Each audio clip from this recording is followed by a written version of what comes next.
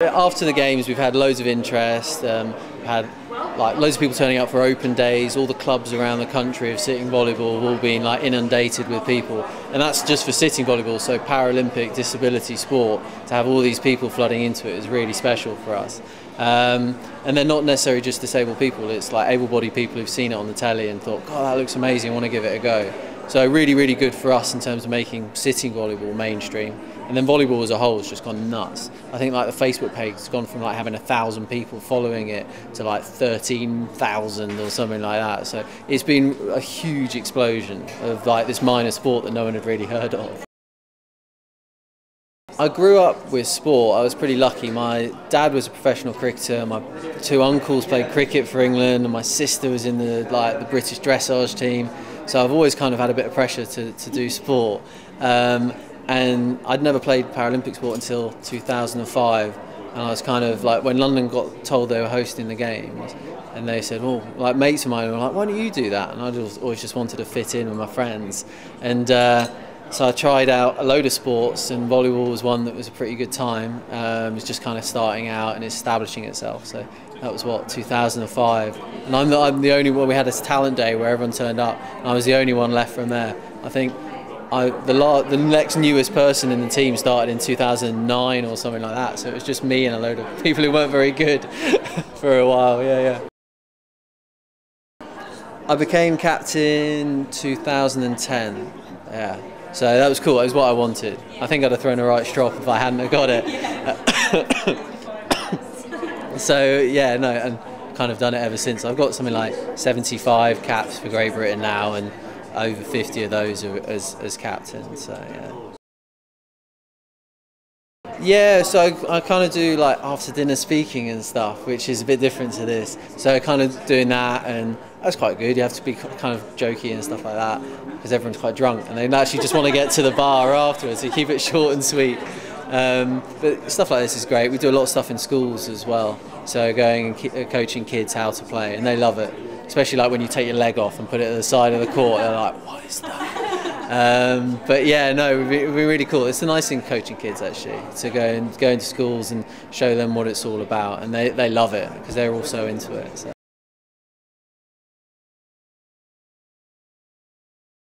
We try because a lot of the schools we go to and do these things, they might have someone at that school, and the odds are someone is disabled at that school, and it might not be the same as mine, but a disability. And what we try and teach the kids is it's not a disability sport, it's just a sport that anybody can play. So I will sit there and take my leg off. A boy who's in his wheelchair might get out of his wheelchair and sit on his bum, because that's how you play the sport. And then all his classmates do the same thing, and everyone's equal. And I think in terms of changing perceptions and all that stuff, that's really important. That's a really good way to do it. But we've got the European Championships in September in Poland, so everything goes towards that. We have to kind of go and do well there to get some good funding. So that's our focus at the moment. Yeah, I mean, I want to be there in Rio. You know what they did? After we finished in London, they sent us to all the athletes. They sent pictures of what the athletes' village is going to look like in Rio. And it's on Copacabana, on the beach, and it's got its own private beach in the village. And I'm like, right, East London was great and everything, but that looks amazing. So we're kind of, yeah, we're desperate to be there. And it'll be an amazing achievement, because we kind of got to London by being the host team, and now we have to go and qualify. So it'll be really hard, but it'll be amazing, yeah. Yeah, born in London, and I mean it was amazing. We had 8,000 people for every match, and they were literally turning people. They had to shut the gates an hour before our matches because there were just people trying to get in. So it's pretty cool, and we were it's weird. You kind of get used to it, and I see all these footballers swanning around. You think, what's that? They look so cool, but actually you just get used to it, and you just kind of. I remember the first 10 points of our first match, I was absolutely bricking it, and I was just you're like, oh my god, you can hear all the noise, and then after that a switch gets flicked or something and you don't hear any of the crowd. It's just like a background thing going on.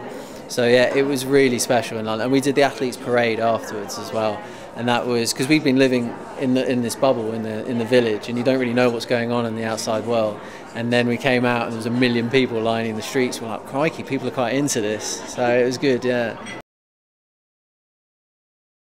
we like because when we're in the village, you're kind of locked in the village. They don't let you out. They've got a big fence to keep you in, not keep people out, I think. But we kind of had a really good time.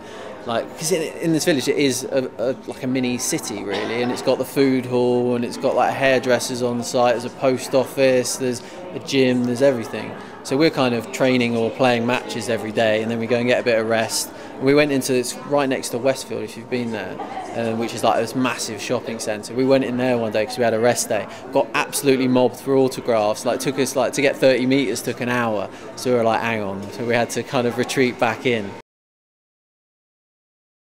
Like once in a lifetime stuff, isn't it? So we had the best time. Yeah, really good.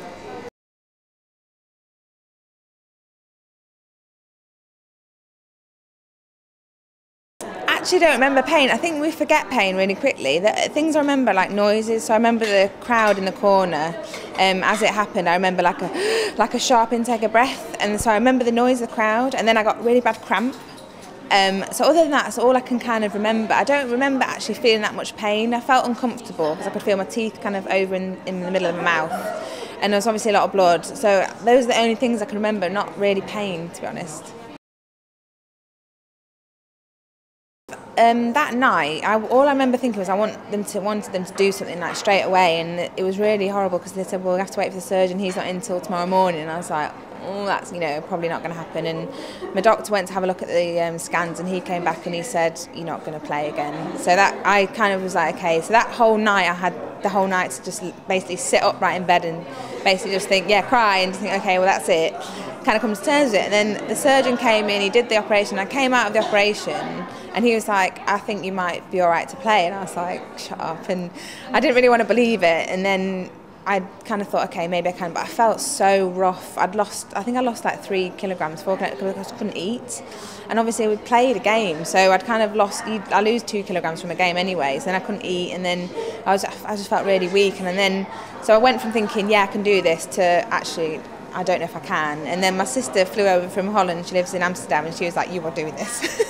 So she like gave me like a really good boost, and then I felt much better about myself, and then I thought, right, I can do this now. So I think it's like home games, and my sister like showed me, like I'd taken Twitter off my phone and stuff like that, and I hadn't read any press or anything, and my sister was like shoving newspapers in my face and Twitter, and I was like, right, okay, like it kind of made me feel better. Yeah, everyone behind me, and like the girls played amazing when I was in hospital, and that was really nice to watch them on the TV and stuff like that. So that, I think, gave me the energy to do it. Yeah. Yeah, I think after the semi-final, that the complete like devastation of losing that, I think to go home then with something, you feel so proud. And it's really funny, on that final day you see the silver medalists, you think, well, they've got, it's better than a bronze medal, but they're all really upset because obviously they've lost that last game, whereas we've got 3rd place, but we're all like ecstatic. So yeah, I think it was a good finish for us in the end. So our central programme, so our full-time programme starts up again in April, so I'm looking forward to that. And we've got the World League, Investec World League in June, so in Chiswick, so we need to get loads of people down there. We need to like create the London atmosphere again, that's what we want. Hopefully the sun will come out. And then we've got the European Championships in August, so we've got quite a busy summer, and it's quite important to the World League, it's like World Championship qualification, so we need to do well there, so it'll be a really good summer. So it's really heavy. The nice thing is that it's engraved, so there's only 16 of these. And I kind of forget about it. I put it on my bedside table, and then when I come to things like this and I get it out and I think, oh, that's really lovely. So yeah, I'm very proud.